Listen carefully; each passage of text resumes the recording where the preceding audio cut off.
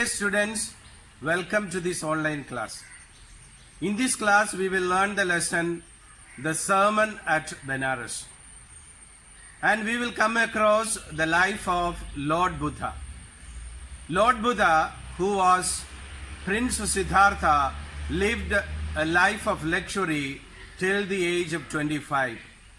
Then, the sufferings in this world made him to renounce all the things in the world, and he sought for enlightenment. Finally, he got enlightenment and he preached his first sermon at Benares. In this class, we will study the lesson, the first sermon at Benares. Come, let us now read and understand the lesson. Let us now look at the theme of this lesson, the Sermon at Benares. The theme of the account, the Sermon at Benares, is the inevitability of death. Anything that comes in this mortal world is bound to perish.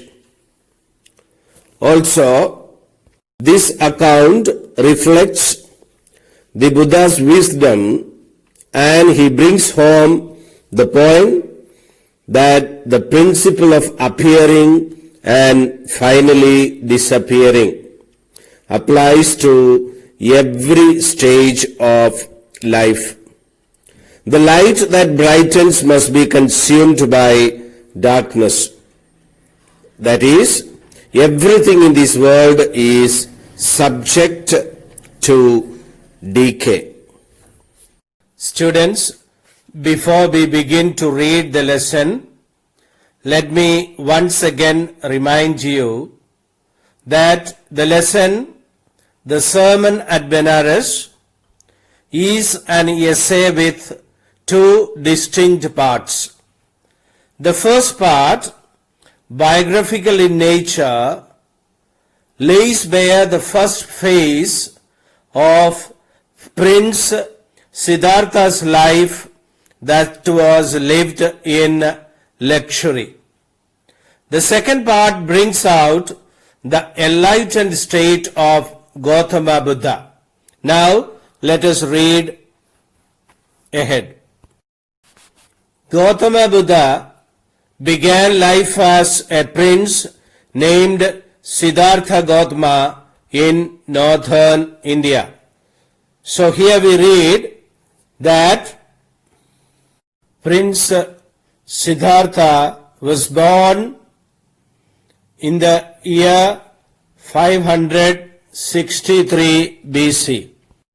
Gautama Buddha was initially called Prince Siddhartha, and he lived a life of luxury as a prince.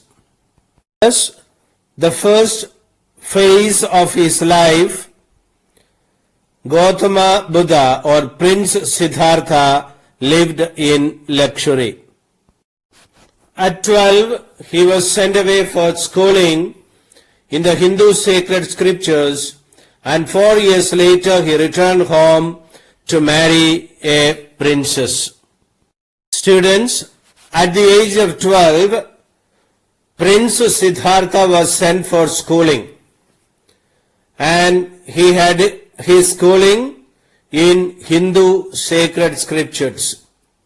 And 4 years later, which means at the age of 16, he returned home to marry a princess. Thus, Gautama Buddha had his schooling in Hindu sacred scriptures for 4 years, and later he returned home and got married to a princess. They had a son and lived for 10 years as befitted royalty. At about the age of 25, the prince, heretofore shielded from the sufferings of the world, students, we saw in the last slide that Prince Siddhartha returned after his schooling at the age of 16 and got married. They had a son and lived for 10 years as befitted royalty. So he had a son and he lived for 10 years as befitted. Now what is the meaning of the word befitted? Befitting means becoming or appropriate. And the meaning of the word royalty. Royalty here means having the status of a king or a member of king's family. So we are told here that Prince Siddhartha lived like a royal, befitting a royal. Befitting, as I told you, means becoming a royal, means as the other royals led their lives. Royalty means having the status of a king or a member of king's family. So, lived like royals. Prince Siddhartha lived like a royal, and the prince heretofore shielded. Heretofore means, note down the meaning, heretofore means until now or up to now. Until now or up to now. Shielded here means kept away from. Kept away from.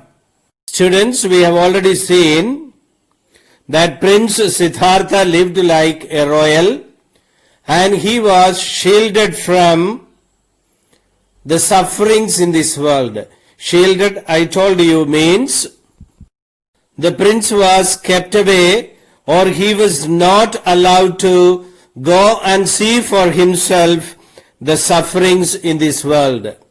But he got an opportunity to come face to face with the sufferings in this world. Let us read and understand it now. While out hunting, chanced upon a sick man, then an aged man, then a funeral procession, and finally a monk begging for alms. So when the prince was out hunting, he got the chance. Let me repeat the same once again. Chanced upon a sick man. What does it mean? Chanced upon means came upon by chance. Chanced upon means came upon by chance. Now he came upon by chance first a sick man, then an aged man.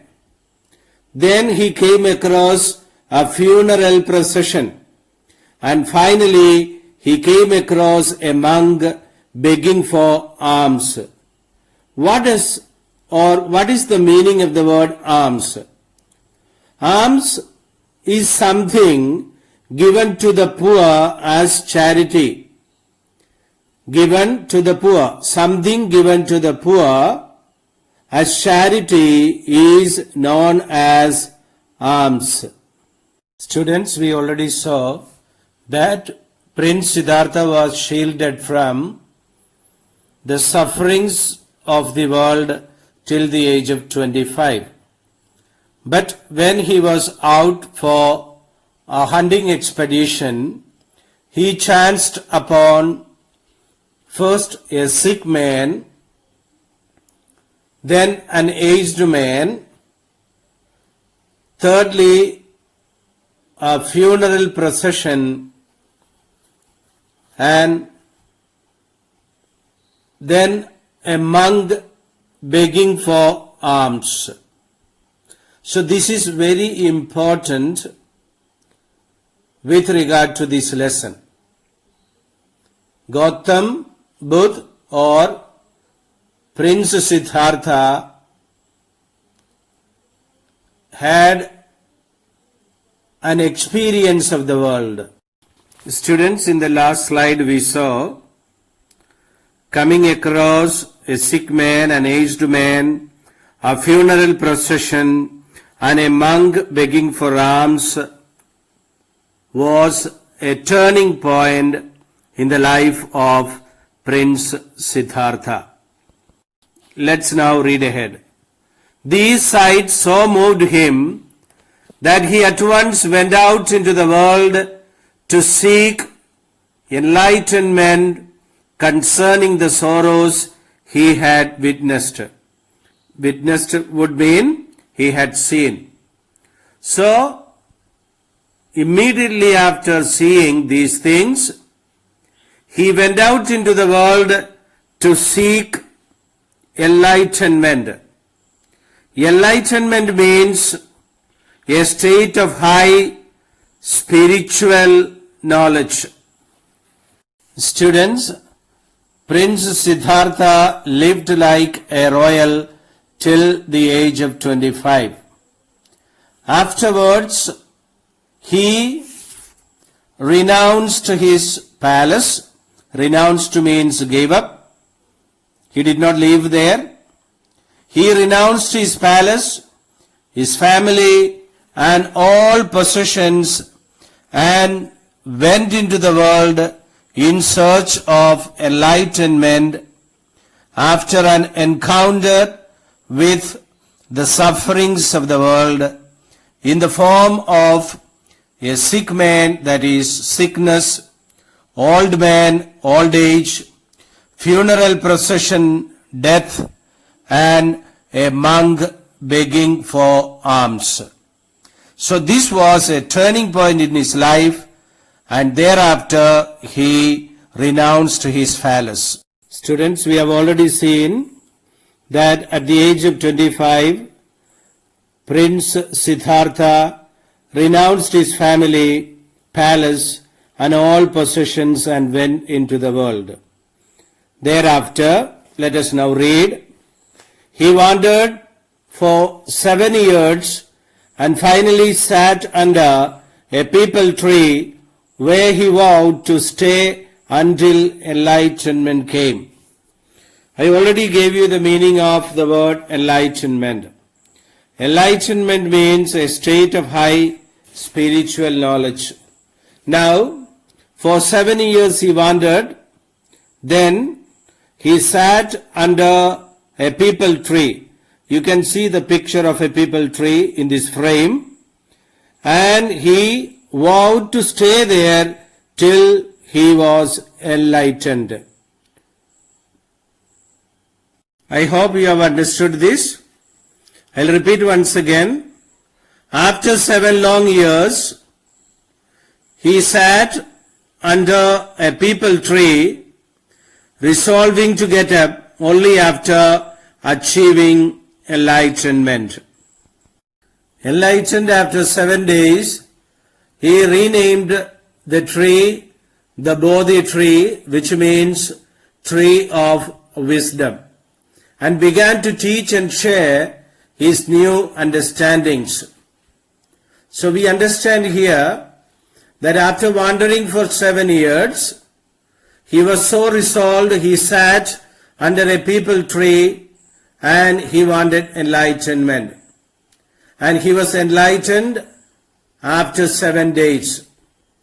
Thereafter he named the tree as the Bodhi tree, the tree of wisdom, and began to teach and share his new understanding with other people. At that point, he became known as the Buddha, which means the awakened or the enlightened. So we have seen now that Prince Siddhartha got enlightenment after sitting under a peepal tree for 7 days, and from that time onwards he was known as the Buddha or the awakened or the enlightened. The Buddha preached his first sermon at the city of Benares, most holy of the dipping places on the river Ganges. That sermon has been preserved and is given here. Students, Benares is a city in the state of Uttar Pradesh, and it is also known by the name Varanasi and Kashi too.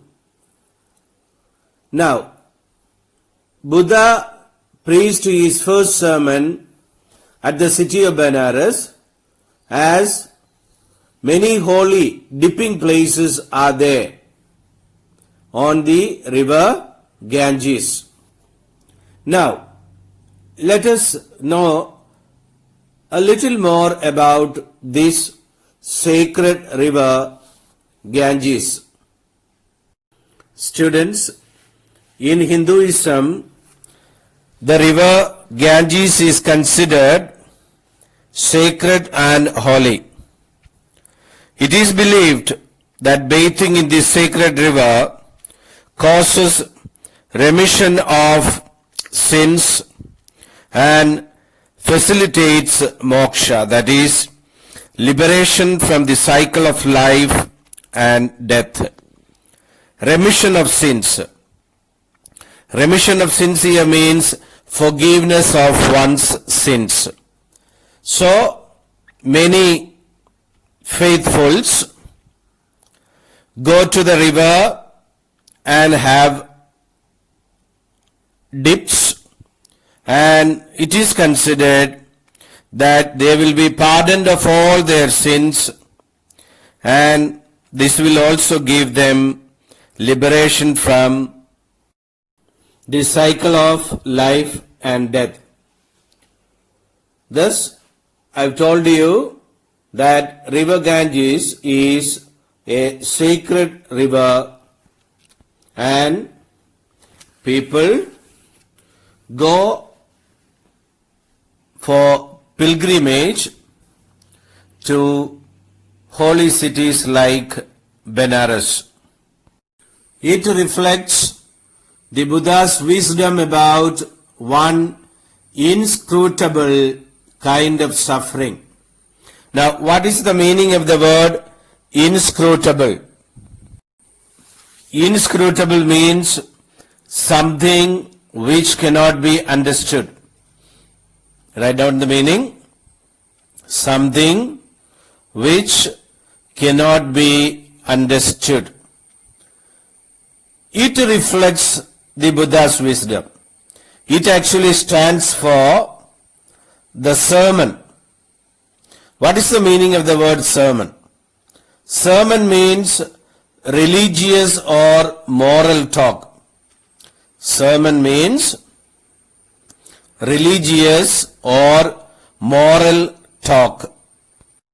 We are told here that his sermon or preaching reflects his deep insight and wisdom, and it is about a suffering which cannot be understood. Students, now we have completed the first part of this lesson, that was biographical in nature. The second part brings out the enlightened state of Gautama Buddha, where he teaches a woman and the world at large how to overcome grief and suffering. This part is the actual sermon at Benares. Now, let us read and see the actual sermon at Benares preached by Gautam Buddha. Kisa Gautami had an only son, and he died. In her grief, she carried the dead child to all her neighbors, asking them for medicine. And the people said, "She has lost her senses. The boy is dead." Students, we have already seen that the lesson, the sermon at Benares, is an essay with two distinct parts. Now we come to the second part, And this part is the actual sermon at Benares. And we have now read that the woman, Kisa Gautami, had an only son and she lost her son, which means he was dead. Unable to accept or reconcile to the death of her only son, Kisa ran from house to house asking people to give some medicine to revive her dead child. To revive means to bring back the child to life. All the neighbors could offer her nothing but pity. And the people said that she has lost her senses. What does that mean? Lost her senses means she is not normal now. Because of the loss of her son, she has lost her normal sense and she has gone insane. At length, Kisa Gautami met a man who replied to her request, "I cannot give the medicine for the child, but I know a physician who can." At length means at last or finally. So, finally, the woman, met a man. We know that she had lost her child, the child is dead, and she was going from people to people asking for medicine to bring back her child to life. And this man said that he could not give her medicine for her child, but he knew a physician who can. So, he knew a physician who could give medicine so that something could be done in the case of the child. And the girl said, "Pray tell me, sir, who is it?" And the man replied, "Go to Sakya Muni, the Buddha." So the girl here is the woman who lost her only child. And the man whom she approached for medicine told her that there is a physician.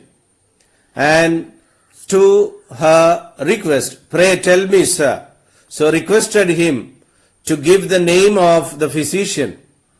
And this man replied, "Go to Sakya Muni, the Buddha."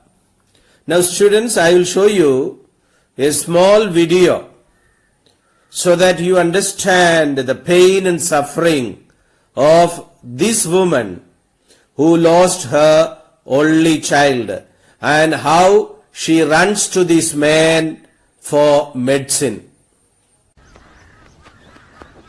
道元さん、道元さん、そなたはどうしたのです？この子が死にそうなんだ。何？医者からもらった薬も飲ませたんだ。だけどダメだ。あたいにはわかる。この子はどんどん悪くなってる。なんとか言ってくれよ。この子を助けてくれよ。あんたらは人を助けるのが商売なんだろう。なんとかしてくれよ。死んじまうよ。この子を助ける方法が一つだけある。なんだそれは。何をすればいい？教えてくれ。これから里の一軒一軒を訪ねて、身内が一人も死んだことのない家を探すのです。そしてその家から豆を一粒もらってきなさい。Kisa Gautami repaired to the Buddha and cried, "Lord and Master, give me the medicine that will cure my boy." Students, the woman has lost her only son and somebody has guided the woman to Lord Buddha and she went to. Repaired to means went to. Write the meaning. Kisa Gautami repaired to. Repaired to means went to Lord Buddha and cried, Lord and Master, give me the medicine that will cure, that will bring back, or that will save my boy. Okay? I hope you have understood here that the man whom she approached guided her to Lord Buddha, and she asked for medicine that will cure her boy. Students, the woman who lost her child approached Buddha and asked for the medicine to cure her boy. Now, let's read. The Buddha answered, I want a handful of mustard seed. And when the girl in her joy promised to procure it, procure means to get it. Write down the meaning. And when the girl in her joy promised to procure it, procure means to get it. So, when the woman approached Lord Buddha for the medicine to cure her boy, he asked her to bring him a handful of mustard seed. And she was happy, and she promised she will get the mustard seed. Before we move on, let us just recall to our minds what we have done so far. We have seen Kisa Gautami who lost her child, or she wants medicine medicine to bring back the child to life, and somebody guided to Gautam Buddha, and Buddha asked her for a handful of mustard seed. She was so happy to get it, but Buddha laid down one condition. What is it? Let us read ahead. The Buddha added, the mustard seed must be taken from a house where no one has lost a child, husband, parent or friend. So the condition laid down by Lord Buddha was the mustard seed should be taken from a house where nobody has lost a child, husband, parent or friend. In other words, Lord Buddha directed the woman to get a handful of mustard seed from a house where no near or dear one had ever died. Poor Kisa Gautami now went from house to house, and the people pitied her and said, here is mustard seed, take it. Now Lord Buddha had asked the woman to get mustard seed from a house where no one has lost a child, husband, parent or friend. Hearing this, she was overjoyed, and she went from house to house. People pitied her. But when she asked, did a son or daughter, a father or mother die in your family? They answered her, alas, the living are few, but the dead are many. The woman went from house to house. Everyone was ready to provide her with a handful of mustard, but she found no house where no beloved had ever died. And see what is the answer of the people when the woman asked them, did a son or daughter, a father or mother die in your family? They said, the living are few, but the dead are many. This means each family the woman visited had more of their members among the dead than among the living. When the woman, Kisa Gautami, was going from house to house and asking for a handful of mustard, the people were willing to give her. But when she asked whether a son or daughter, a father or mother die in their family, they told her, let us read ahead now, do not remind us of our deepest grief. And there was no house, but some beloved had died in it.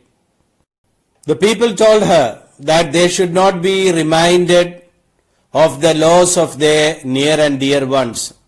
And she came to know that there was no house which had not lost a near or dear one. And she was helpless in getting a handful of mustard. Kissa Hotmi became weary and hopeless. Weary means tired. And she lost her hope and sat down at the wayside watching lights of the city as they flickered up and were extinguished again. What is the meaning of the word flickered up or the phrase flickered up? Flickered up means shone, S-H-O-N-E, shone, or burned unsteadily. So, the lights were burning unsteadily and were extinguished again. Extinguished means they were put out. They stopped burning. So, she was so tired, she could not find a house where she could get the mustard seed. Now, watch this video.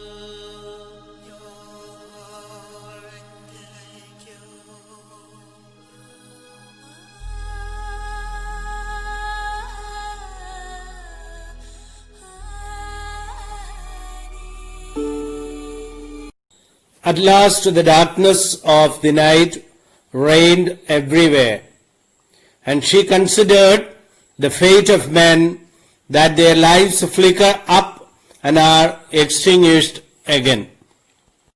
Reigned everywhere. Reigned means dominated. Write down the meaning. Reigned means dominated. In the previous slide we saw that the woman sat on the wayside and watched the lights of the city. They flickered up and were extinguished again. Now, understanding dawned on her mind. Our lights also flicker up and are then extinguished. Then the darkness of the night dominates everywhere. And she thought to herself, how selfish am I in my grief? Death is common to all, yet in this valley of desolation there is a path that leads him to immortality who has surrendered all selfishness. Students, we have already learned that this woman had approached Lord Buddha for some medicine to cure her child. But the condition laid down by Lord Buddha was to get a handful of mustard from a house where no death has taken place. She couldn't find a house from where she could get a handful of mustard. Now, she realizes that death is common to all. The woman, Kissa Gautami, also became aware of the fact that she had been selfish in her grief. She reconciled to her child's death and concluded that one could be led to immortality only by surrendering all selfishness. So now the woman understands that one should not be selfish, and to attain immortality one has to surrender all selfishness. And she felt bad that she was very selfish in the case of her own son. So the woman learned a great example, a lesson now. The Buddha said, "The life of mortals in this world is troubled and brief and combined with pain." Students, mortals means those bound to die. We know all human beings in this world are mortals. Nobody can avoid death.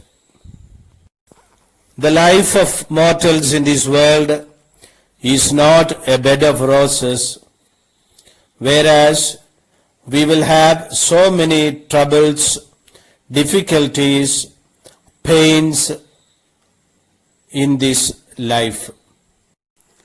For there is not any means by which those that have been born can avoid dying. After reaching old age, there is death. Of such a nature are living beings. So we learn that Gautam Buddha said that there is no means by which we can avoid death. If a person is born, he will die one day. And a person sometimes will die after reaching old age. And this is the law of nature. By nature, all living beings will have to die. This was taught by Gautam Buddha. As ripe fruits are early in danger of falling, so mortals when born are always in danger of death. We already learned what Buddha said, that life of man is short, full of troubles and pains. Now he compares man's life and says man is like a ripe fruit. The fruit falls and man dies, which means death is certain. See, if there is a ripe fruit, it can fall any time. The same way, the human beings, a man born on this earth, is always in danger of death. So that is what we learn from here. Man is in danger of death. All earthen vessels made by the potter end in being broken, so is the life of mortals. We are reminded here that all the vessels made, or all the earthen vessels, end in being broken. The same way is the life of mortals. If a man is born, he has to die. Here again, Gautam Buddha tells us about death. Both young and adult, both those who are fools and those who are wise, all fall into the power of death. All are subject to death. Thus, here we are told, whether you are young or you are an adult, whether you are a fool or you are wise, all fall into the power of death, which means all will die. All we are subject to death. There is no escape from death. Death is inevitable. Death is unavoidable. That's what we are told here. Okay? So, nobody can escape death. All are mortals. Of those who overcome by death, depart from life, a father cannot save his son, nor kinsmen their relations. Kinsmen means relatives. Kinsmen means relatives. So we are told here that even a father cannot save his son, nor a relative his other relatives. So everybody has to die. Mark, while relatives are looking on and lamenting deeply, one by one mortals are carried off like an ox that is led to the slaughter. Students, we are given the picture of death again. Like relatives lament. What is the meaning of lament? Lament means to express sorrow. So when relatives are expressing their sorrow over the death of their near or dear one, people are carried off, means mortals are carried off and compared to an ox that is led to the slaughterhouse to be butchered. So again, we are given the picture of the death. People die and there is no use in lamenting. So the world is afflicted with death and decay. Therefore the wise do not grieve, knowing the terms of the world. So we experience death and decay in this world. No lamentations or expression of sorrow can bring one's near and dear ones back. So the wise men do not grieve because they understand it is the law of nature or of the world. In other words, I would explain it this way, that we all know that man is mortal and death is unavoidable. So wise people do not grieve the death of their near and dear ones because it is a necessary end. Not from weeping nor from grieving will anyone obtain peace of mind. On the contrary, his pain will be the greater and his body will suffer. Students, we are told here that lamenting for the death of some near and dear ones is of no good. On the contrary, it spoils your health and adds to your misery. So it is useless to mourn for a person who is dead. Why? Because death is unavoidable. It is inevitable. A person who is born has to die. Death is, as I told you, a necessary end. He will make himself sick and pale, yet the dead are not saved by his lamentation. So again we are told a person who mourns for others, will make himself sick and pale, and it will serve no purpose. He will not be able to bring back the person who is dead to life through the expression of his sorrow. He who seeks peace should draw out the arrow of lamentation and complaint and grief.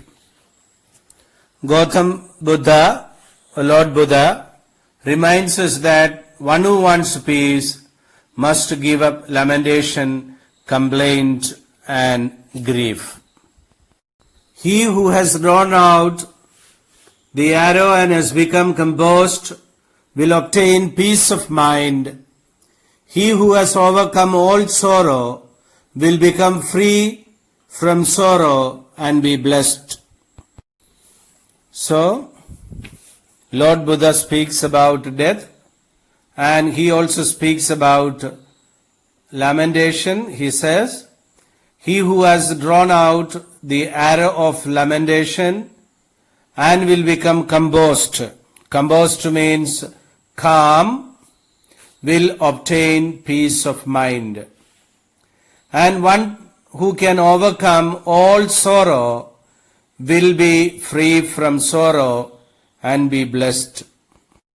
In other words, in order to be calm, one must overcome grief and become free from sorrow and achieve his blessings. Students, with this we end the lesson titled The Sermon at Benares. I hope you have understood the lesson. You have to read it well, prepare well, write down the questions and answers, and also the important word meanings. May I also remind you to prepare well for your examinations.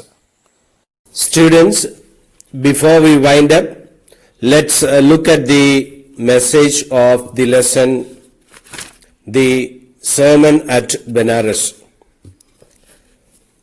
The message that this lesson gives its readers is that life is full of suffering, physical as well as mental. And sooner or later, one is bound to become aware of them. It also brings home the idea that death is inevitable and one must submit to it. If one wants to rise above the life of frustration, one must shed all selfishness. The sermon also teaches us that it is futile to grieve over the departed ones. In order to be blessed, one must keep oneself free from sorrow. Students, I hope that you have understood the lesson now. Now study well and do well in your examination. Thank you.